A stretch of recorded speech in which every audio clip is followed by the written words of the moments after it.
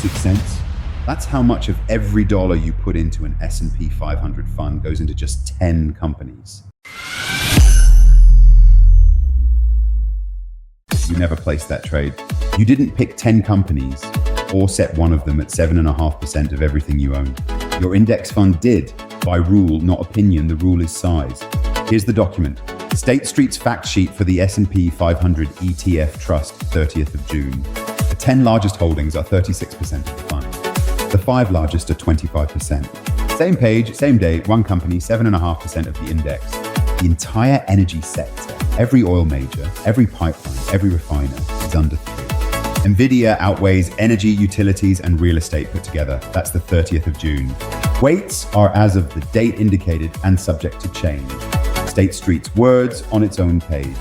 10 names, not 10 independent bets.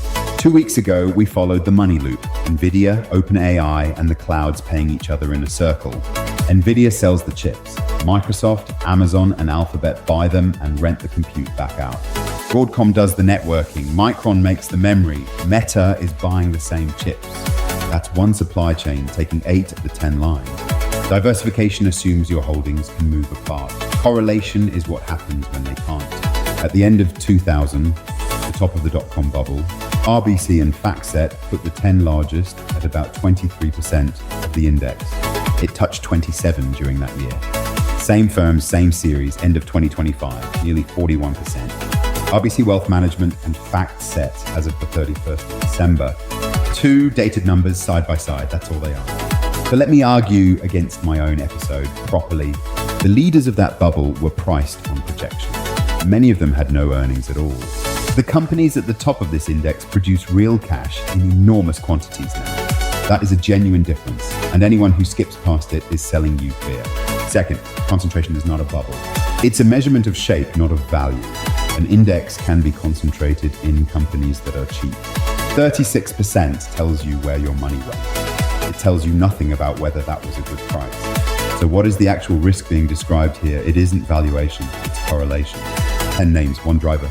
If the capex cycle underneath them slows, it doesn't slow for only one of them.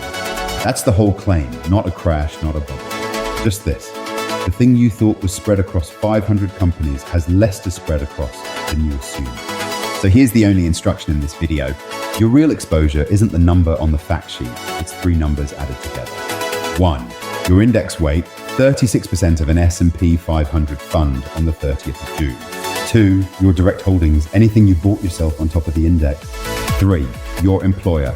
Tech stock from work is that same bet again, and it pays your salary. It's a number. Go and know it instead of assuming it. The screener on allfacts.ai carries every weight, its source, and its date.